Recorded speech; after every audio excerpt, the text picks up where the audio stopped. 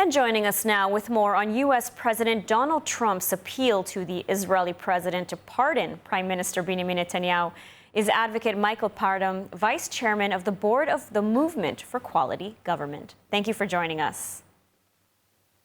It's a pleasure to be with you. So this is quite unprecedented, I think. Correct me if I'm wrong, but this is a first, I think, of a U.S. president making such a request. I mean, what do you make of this? Yeah, it is unprecedented that the president of a foreign country would be making the request of the president of Israel. We don't have any precedent for this, but this is a president without precedent, you might say. Yeah. And, it's no secret that Prime Minister Benjamin Netanyahu and President Trump share a very close friendship, a very close relationship. But is there something perhaps more going on here? Why would Trump do this for Netanyahu? Well, a lot of people are asking themselves that question. He certainly knows something about the case. He's been given an update, and somebody has helped him formulate that letter. Somebody has put into his mind that this is lawfare, similar to what he believes he encountered in the United States. I don't believe that's the case, but then people say, okay, well, if he's going to do a favor for the president of a foreign country or the prime minister of a foreign country, what is he getting in return? He's a very transactional president. So there are many, many question marks surrounding this unprecedented move. Many question marks, although at the end of the day, it could just be because of their close friendship. I mean, we really just don't know at the moment. Well, one of the positive aspects, there are many aspects to this whole situation, but one of the positive aspects is the very close relationship between the U.S. and Israel. There's no doubt about it that relationship has been tremendously supportive of Israel, and I think is very helpful in Israel in combating, after 2 years, and emerging what I would say to be victorious against its multiple enemies. So it's nice to see that that close relationship does exist.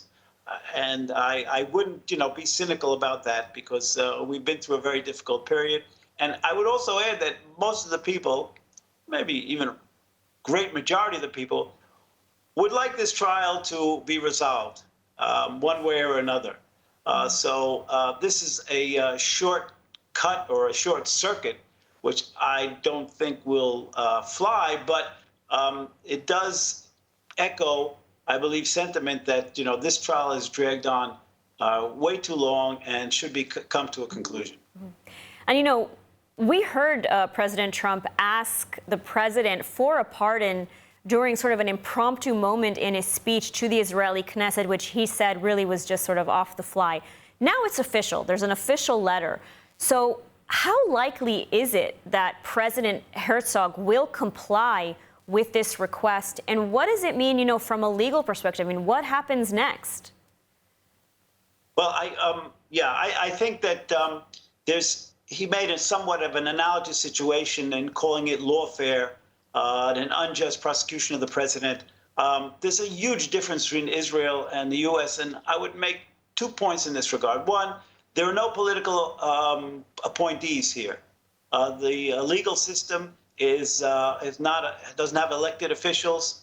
The attorney general who initiated the lawsuit was appointed by the prime minister, was his close ally in many respects. I don't think you can characterize this as lawfare. The other thing is that the president's power, in Israel's president's power, is very broad.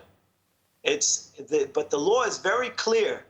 The president can pardon an offender. He can pardon a criminal. That's his power of pardon. So there is a question whether, and the procedure is usually that the person himself asks the president, which Netanyahu hasn't done. So just one minor correction. You said that the Attorney General was appointed by the Prime Minister, but I think this particular Attorney General was actually appointed by the previous administration and was allowed to stay on, although... Right. The case was initiated by Avichai Mandelblit. Let me just clarify that if it's not. Avichai Mandelblit was appointed at the recommendation of Netanyahu There is a process for appointing it. It's not and was not considered a political appointment, although it was considered an appointment of somebody who was very close to Netanyahu. Yeah. And so the fact that this person was the one, the current attorney general inherited the trials. She wasn't in to initiate the trials. So she cannot be held responsible for initiating the proceedings. And the fact that it's taking so long for the courts to run its course, for the trials to come to a conclusion, is something I think that we have to deal with. I think that's something that also in the U.S. they don't quite understand, how many years trials can go on. I think it's been, but you know, the prime minister conducted a war and was on trial at the same time, and in many regards successfully. So who knows? Maybe it's the right thing to do. Absolutely, and President Trump certainly thinks so. I cynically say that. Yeah, President Trump certainly thinks it's the right move. Advocate Michael Parham, thank you so much for joining us today. You're very welcome. Have a good one.